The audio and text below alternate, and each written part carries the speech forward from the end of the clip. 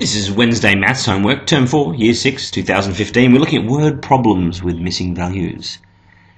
So this is what it's going to look like. The first part of it, we need to solve the missing value part of the word problem. That's going to be in the box. So in this case, something divided by, or something dollars divided by 5 equals 55 cents.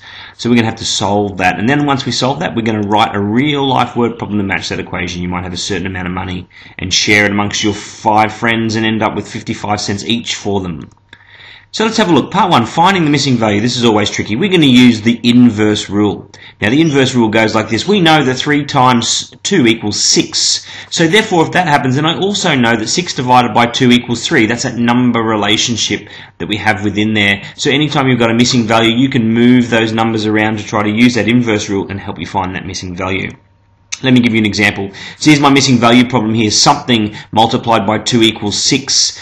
So I know that if I drop that missing value out, I bring that 6 across, I change the multiply to a divide. 6 divided by 2 equals 3. So therefore I've solved it. So 3 multiplied by 2 must equal 6. So there you go. I've solved my missing value problem.